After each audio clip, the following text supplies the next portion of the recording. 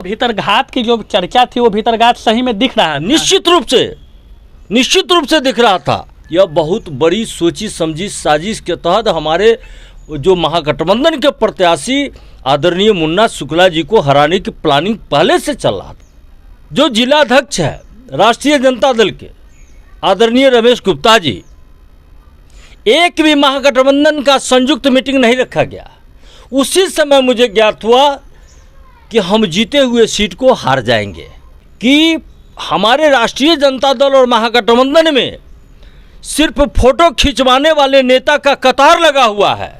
जब सभा हो रही थी कांटी में, तो सिर्फ प्रखंड अध्यक्ष माइक पकड़े और जिलाध्यक्ष माइक पकड़े, बाकी कौन नेता है राजद में? एक भी लोग गांव टोला मोहल्ला में कहीं भी वोट मांगने के लिए नहीं निकला। जनता क्या करेगी? जनता किसी का गुलाम है क्या? अरे इस सारा खेल का नायक तो हमारे स्थानीय विधायक हैं। ये बताएं विधायक किस गांव में गए हैं, किस जनता से वोट मांगने के लिए, किस कार्यकर्ता को फोन लगा करके उन्होंने कहा है कि आप फलाने पंचायत में काम कीजिए? और लालू यादव जी के पटन पर अगर नहीं चले तो पार्टी को हरास उठाना पड़ेगा 2025 में। ये माई बाप का पार्टी नहीं चलेगा बिहार में।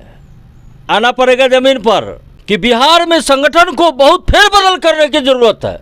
इस न्यूज के प्रायोजक है अफजल फर्नीचर। 4 जून को लोकसभा चुनाव का रिजल्ट जो है वो सामने आ गया है। देश में किसकी सरकार बनेगी वो भी पूरा क्लियर तस्वीरें साफ हो गई है। ऐसे में आपको बता दें कि मुजफ्फरपुर ज़िले के 2 लोकसभा क्षेत्र, वैशाली संसदीय क्षेत्र और मुजफ्फरपुर संसदीय क्षेत्र, जहां दोनों संसदीय क्षेत्र से एनडीए प्रत्याशी की जीत हुई है, और एक तरफ वैशाली में आरजेडी प्रत्याशी जो मुन्ना शुक्ला थे उनकी हार हुई है। तकरीबन 90,000 वोटों के बड़े अंतर से एनडीए प्रत्याशी आरजेडी के प्रत्याशी को शिकस्त दी है। और अब सवाल भी उठना शुरू हो गया है।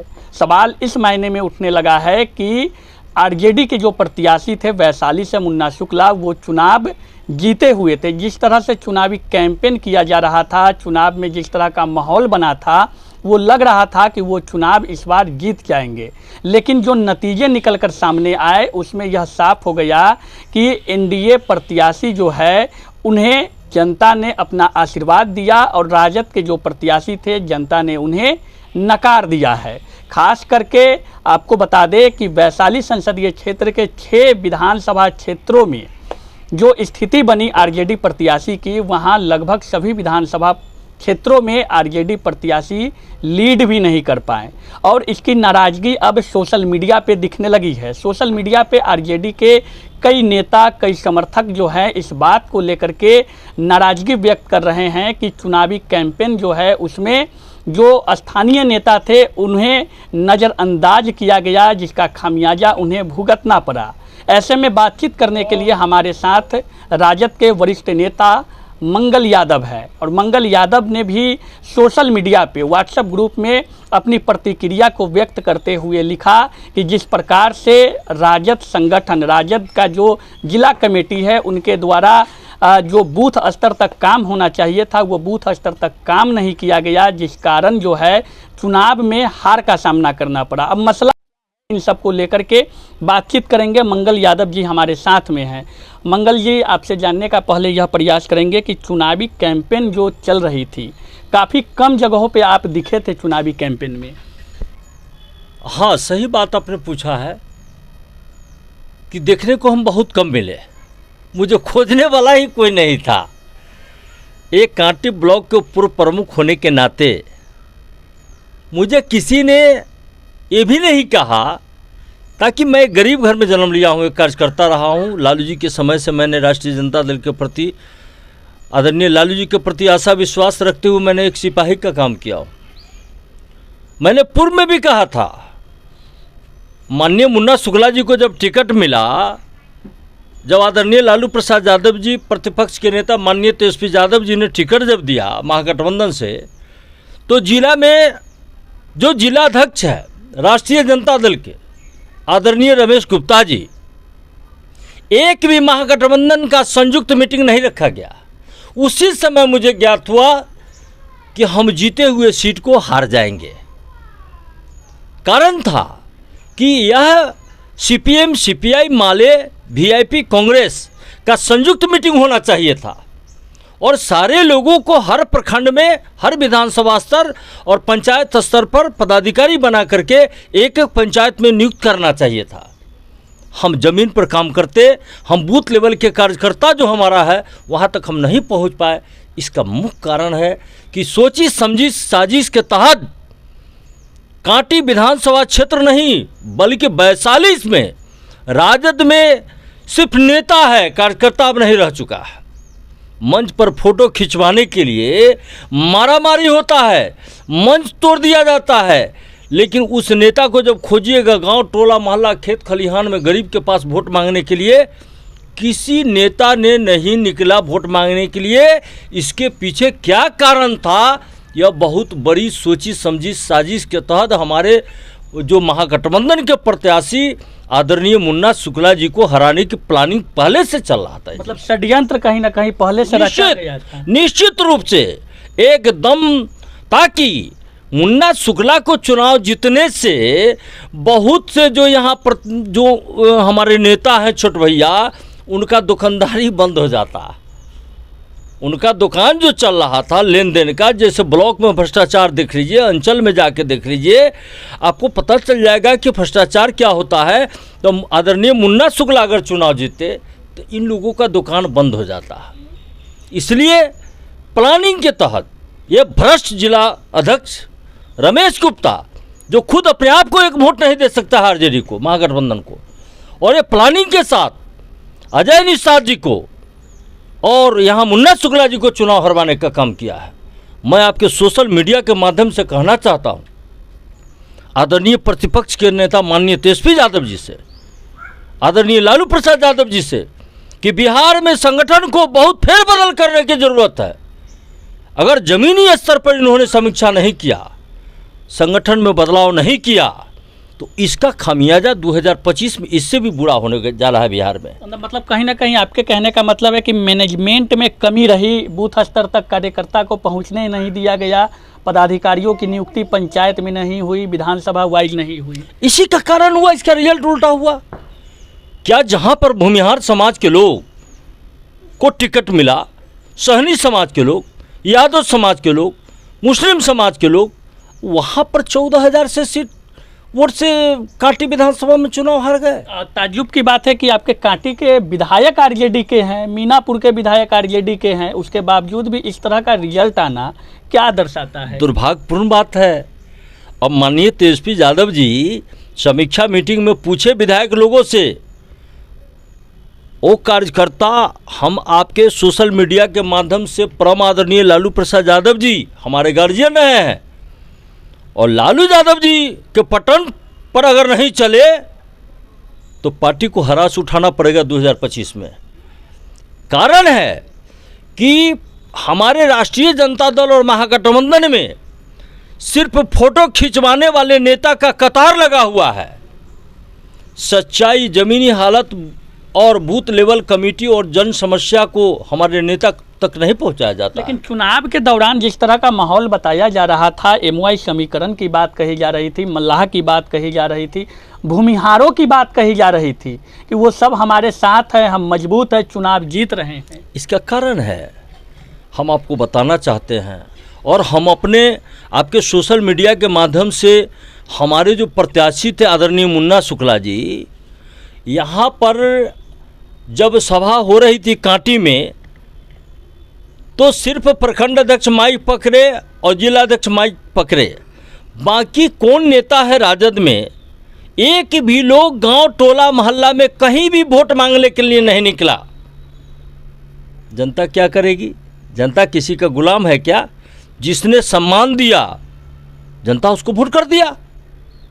अगर हम सम्मान नहीं देंगे, हम लालू यादव को मूवमेंट को, परम आदरणीय हमारे देश के संविधान लिखने वाले BR अम्बेडकर की बात को, मूवमेंट को मैंने गांव-गांव तक, दलित के गांव में जाकर के, पिछड़ा के गांव में नहीं समझाया। इसका कारण है न हम जो JP के नाम लिया, कुशवाहा समाज में लेनिनवादी जगदेव बाबू का नाम मैंने नहीं लिया, डॉक्टर राम मनोहर लोहिया जी का नाम नहीं लिया। ये शहादत की धरती, मीनापुर की धरती, शहीद जुब्बा सहनी, बांगुर सहनी जैसे महान पुरुष जो शहादत देने वाले पुरुष का नाम मैंने नहीं लिया, उनके आदर्श को भूल गया। इसका कारण है कि खमियाजा हम लोगों को भुगतना पड़ा है। राष्ट्रीय जनता दल आदरणीय लालू प्रसाद यादव जी के सिपाही के रूप में हम लोगों ने काम करते आया है। आदरणीय शिवशरण बाबू हमारे सांसद रह चुके हैं। आदरणीय रघुवंश बाबू के साथ रहकर काम हम लोगों ने किया है।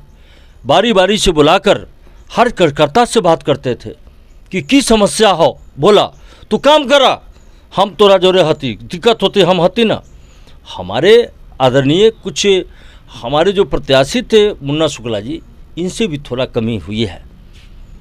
कम से कम आप जब जान रहे थे, आपको ज्ञात कराया गया था, अवगत कराया गया था कि कुछ लोगों के द्वारा तथाकथित नेताओं के द्वारा आपको हराने की प्लानिंग किया जा रहा है। यहाँ पर भीतरघात की जो चर्चा थी वो भीतरघात सही में दिख रहा है। निश्चित रूप से दिख रहा था। मंगल यादव जैसे लोगों को एक ब्लॉक के पूर्व प्रमुख, किसान प्रकोष्ठ के जिला अध्यक्ष रह चुके हैं। साजिश के तहत मुझे हटवाया गया ताकि मैं संगठन के काम को धारेदार बना रहा था पूरे जिला में। वो जान रहा था कि मंगल यादव जब संगठन को मजबूत करेगा तो ये जमीन पर आकर के काम करेगा और यह धारेदार संगठन बनेगा तो यहाँ के प्रत्याशी को लाभ पहुँचेगा। इसलिए मंगल यादव को किसी तरह जिला अध्यक्ष पद से हटवा दो। फिर भी मैंने आदरणीय लालू प्रसाद यादव के प्रति आशा विश्वास रखते हुए एक सिपाही के काम कर रहा हूँ। फिर भी मुझे इस लोकसभा चुनाव में एक कॉल करना भी मुझे नागवार लोगों ने समझा। फिर भी मैंने जहाँ तक हमसे बन पाया, मैंने अपने पार्टी के लिए, प्रत्याशी के लिए काम किया। स्थानीय विधायक के कार्य रहा चुनाव के दौरान, उन पर भी कई लोगों ने सवाल उठाया कि कहीं ना कहीं उनके द्वारा पूरे लगन मेहनत से काम नहीं किया गया। कोरम पूरा कर रहे थे, वो सिर्फ बैठकें हो रही थी, सभाएं हो रही थी, उसमें जा रहे थे। ऐसा क्या लगता है? अरे इस सारा खेल का नायक तो हमारे स्थानीय विधायक हैं। माननीय इसराइल मंसूरी साहब, विधायक पूर्व मंत्री बिहार सरकार के, सारा नायक इस खेल का यही है। सारा श्रेय जो है इस चुनाव का हारने का इन्हीं के गला में माला डालना चाहिए। जिस तरह का ये आरोप लग रहा है, ये आरोप आप विधायक पे लगा रहे हैं, जिला अध्यक्ष पे लगा रहे हैं, सबूत की बात सामने आती है कि आखिर किस बिना पे, चूँकि वो तो हर जगह सभा में दिखे, साथ दिखे, उसके बावजूद भी इन तरह का आरोप। ये बताए विधायक किस गांव में गए हैं, किस जनता से वोट मांगने के लिए, किस कार्यकर्ता को फोन लगा करके उन्होंने कहा है कि आप फलाने पंचायत में काम कीजिए। यह मैं गारंटी के साथ कहता हूं कि आप पूरे प्लानिंग के साथ यह जो चोला पहन करके इन लोगों ने जो काम किया है, अगर हमारे परम आदरणीय पार्टी के राष्ट्रीय अध्यक्ष और प्रतिपक्ष के नेता सजग नहीं हुए तो ऐसे लोग दल में रह करके 2025 में बिहार से सोफरा साफ करने का काम करेगा। जो हार हुई है, मैं बहुत दुख के साथ कहना चाहता हूं, दुख होता है। क्यों हारा? यह मूवमेंट बदलाव की परिवर्तन, संविधान बचाओ देश बचाओ की लहर चल रही थी पूरे देश में, जिसका जीता जागता प्रमाण है उत्तर प्रदेश में। क्या हुआ बिहार में? बिहार में क्या हुआ? आपने कार्यकर्ता को सम्मान नहीं दिया, कार्यकर्ता को नहीं पूछा। अच्छा, पूर्णिया की थोड़ा सी बात कर ले। पप्पू यादव निर्दलीय चुनावी मैदान में रहकर किला फतह कर लिए, और जो आरजेडी की जो प्रत्याशी बीमा भारती थी, 3 नंबर की रह गई, वो 3 नंबर स्थान उनका रहा। किस रूप में देखते हैं इसको? देखिए, पहले भी हम लोगों ने कह चुका था आपके सोशल मीडिया के माध्यम से कि हमारे पप्पू यादव जी पूर्व सांसद को टिकट निश्चित रूप से मिलना चाहिए था। आखिर कहीं न कहीं पप्पू यादव का कृति तो हो रहा है, सहानुभूति तो है, तो पप्पू यादव जैसे लोग को दरकिनार नहीं किया जा सकता। कहा यह भी जा रहा था कि पप्पू यादव को अगर मौका दे दिया जाता तो एक बिहार में उभर कर सामने आ जाते, यादवों के एक बड़े नेता बन जाते। इस कारण भी कहीं ना कहीं आरजेडी उनको दरकिनार करके रखी थी। निश्चित रूप से पप्पू यादव एक हमारे समाज के स्तंभ है और वह काफ़ी लोकप्रिय बन चुके हैं। हमारा समाज दिल से, हम लोग दल से नहीं मान रहे हैं, लेकिन दिल से तो जरूर वो आदमी काम कर रहा है बिहार में, जो सारे लोगों को देखने, आपके मीडिया को भी देखने को मिल रहा है। हम क्या कहेंगे, पूरे बिहार के लोग देख रहे हैं इस चीज़ को। और यही नहीं बल्कि आदरणीय शहाबुद्दीन साहब, जी जिस व्यक्ति ने राष्ट्रीय जनता दल के एक एक कतरा लहू को समर्पित किया संगठन बनाने में, सरकार बनाने में योगदान रहा उस व्यक्ति को, वैसे व्यक्ति के हिना साहब को टिकट क्या काटना चाहिए? नहीं, उन्हें सम्मान के साथ उनको बुला करके, नहीं आए तो जा करके टिकट देना चाहिए। इसका टिकट नहीं देना भी बहुत बड़ा प्रभाव पड़ा है पूरे बिहार के अंदर। सामाजिक न्याय के मसीहा लालू यादव जी जाने जाते हैं। उनके आदर्श को मरते मरते हम लोग नहीं भूलेंगे और उन्हीं के आदर्श पर चलकर आज हम लोग राष्ट्रीय जनता दल के पार्टी के झंडा को ढो रहे हैं। अच्छा, माई समीकरण की जब तक पार्टी रही थी, अब तो बाप की पार्टी बन गई है, तो कहीं ना कहीं आपको लग रहा है कि माई समीकरण जब तक रही तब तक लालू यादव का जो वर्चस्व, राजनीतिक वर्चस्व कहिए, वो बिहार में स्थापित रहा। तेजस्वी यादव अपने पिता के वर्चस्व पे राजनीति में आगे बढ़े, लेकिन बाप की पार्टी बनते ही, A to Z की पार्टी बनते ही कहीं ना कहीं बट्टाधार राजद में लगना शुरू हो गया है। देखिए, परम आदरणीय लालू प्रसाद यादव जी ने जब मुख्यमंत्री बने बिहार में, उन्होंने जो नींव डाला था, जो दलित पिछड़ा मेंडोटी समाज के लोगों के लिए, दलित महादलित के लिए जो लड़ाई लड़ा उन्होंने, वह लड़ाई अद्भुत लड़ाई था। लालू यादव ने गरीब को, दलित को, पिछड़ा को, मेंडोटी को उठाने का, चलाने का, चरपाई पर बैठने का, छत्ता लगाने का, चप्पल पहन के चलने का, पढ़ने का, लिखने का अधिकार दिया, सामान्य अधिकार दिया। सामंती लोगों को नागवार लगा। ये माई बाप का पार्टी नहीं चलेगा बिहार में, आना पड़ेगा जमीन पर। आदरणीय लालू जी के मार्गदर्शन पर चलना पड़ेगा, आदर्श पर, तब आप चल पाइएगा।